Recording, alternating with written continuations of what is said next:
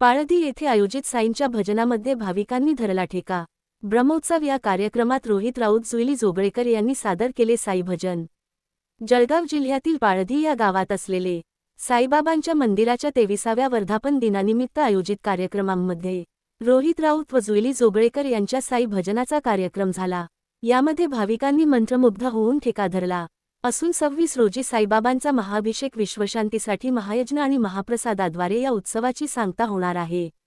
महोत्सवादरम्यान जैन उद्योग समूहाचे अध्यक्ष अशोक जैन, केशव स्मृती प्रतिष्ठानचे अध्यक्ष भरत दादा अमळकर, जिल्हाधिकारी रोहन घुगे, पोलीस अधीक्षक डॉक्टर माहेश्वर रेड्डी यांसह अनेक मान्यवरांनी कार्यक्रमाला भेट दिली।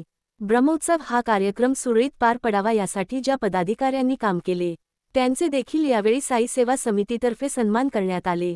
कार्यक्रमाचे नियोजन देवकीनंदन झावर, सुनील झावर, मधुकर झावर, सूरज झावर यांनी केले आहे।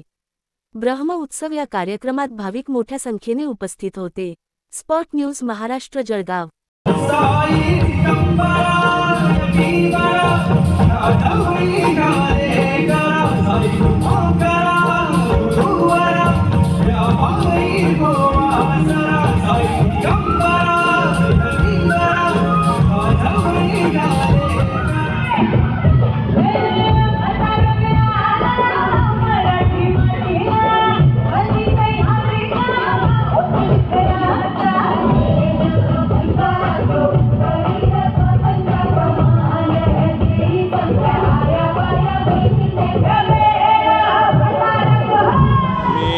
गेले 3 वर्ष झाले दरवर्षी इथे येतोय आणि बाबांचं दर्शन घेतोय आणि ज्याला आपण म्हणतो की हळूहळू प्रत्येक गोष्ट ही परफेक्ट होत जाते, त्याप्रमाणे हे मंदिर आजच्या तारखेला एवढं उत्कृष्ट आणि एक प्रसन्न असं वातावरण निर्मित करणारं मंदिर इथे उभं राहिलेलं आहे। साईबाबांचे आशीर्वाद सुनील भाऊ आणि त्यांच्या परिवारावर नेहमीच होते आणि त्याच्यामधनं सुनील भाऊ आता एक वेगळ्या याच्यावर या मंदिर आणि या परिसराचा सगळा विकास त्यांनी केला आहे। खूप आनंद आहे या सगळ्या गोष्टींचा आणि शेवटी हिंदू सनातन हे सगळे शब्द खरे प्रत्यक्षात उतरवणारे कमी लोक असतात, त्याच्यावर जाणारे, बघणारे, बोलणारे हे हजारोच्या लाखोच्या झुंडीने येत असतात, पण कोणीतरी एकजण असा देवाने वरून पाठवलेला असतो की त्याच्या हातून हे कार्य घडत राहावं। ते काम सुनील भाऊ जवळ आणि त्यांच्या परिवाराने केलं आहे। शिर्डीला गेल्यानंतर परत इथे यायला पाहिजे असं मला नक्कीच वाटतं आणि अभिमान आहे की आपल्या जळगाव जिल्ह्यात, जळगाव तालुक्यातल्या पाळधीसारख्या गावात ही मंदिर आपलं साईबाबांचं उभं राहिलं आणि एवढं सुंदर नक्षीकाम आणि त्या दगडावरचं काम जे काही आहे किंवा फ्लोरिंग असेल, त्याच्यात मार्बलमध्ये त्याच्यात केलेल्या सगळ्या ज्या डिझाईन्स आहे हे राजस्थानी स्टाईलमधनं हे निर्माण झालेलं आहे। राम मंदिराला जो भरतपूर म्हणजे राजस्थानच्या भरतपूरच्या पुढे जो दगड मिळतो त्याच दगडात हे सगळं उभं झालेलं आहे। मागच्या वर्षी न होतं, ह्या वर्षी ते बघून मी आश्चर्यचकित झालं की सुनील भाऊंनी एवढ्या लवकर एवढं चांगलं मनाला आवडेल असं सगळं इथे निर्माण केलं आहे। तर इथे यावं, एक वेगळी शांतता आपल्या मनाला मिळेल। भक्तिभावाने इथे आलो तर निश्चितच प्रत्येकाचं भलं होणार। मला असं वाटतं की महाराष्ट्रामध्ये शिर्डीचे साईबाबा हे असं दैवत आहे की जे हिंदू समाजातले उत्तर आणि दक्षिण हे दोन्ही प्रांतांच्या लोकांना जोडतं।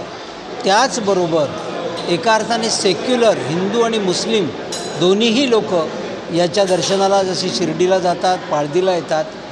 सन 2016पासून मला असं वाटतं की हा एक मानवतेची मोठी गंगा पाळधीमध्ये सुनील भाऊ जवळ आणि त्यांच्या परिवाराने आणली। ज्यांना ज्यांना याचा लाभ घ्यायचा आहे, मध्ये एक मला आठवणीने सांगायला आवडेल की 2 महिन्यापूर्वी अंमळनेरला जाताना आम्ही सहज दर्शन करायला आलो। त्यावेळेला दोघं नवरा बायको एक लहान बाळ घेऊन इथं आलेले होते। सहज बोलताना आम्ही त्यांना विचारलं कुठून आले, तर त्यांनी सांगितलं की आम्ही धरणगावच्या पुढे एका छोट्या खेड्यातून आलो आहे। मागच्या ब्रह्मोत्सवामध्ये आम्ही महाराजांना, आम्हाला या 8 वर्षानंतर मुलगी झाली आहे आणि त्याची आम्ही इथे मानता केली होती आणि ईश्वराने ती पूर्ण केली, त्यासाठी आम्ही इथं आलो। मला असं वाटतं की अशा किती लोकांच्या मानता पूर्ण होतात ते झवर परिवाराला माहीत नसेल. किती लोक शेवटच्या दिवशी भंडाऱ्याचा प्रसाद घेऊन जातात.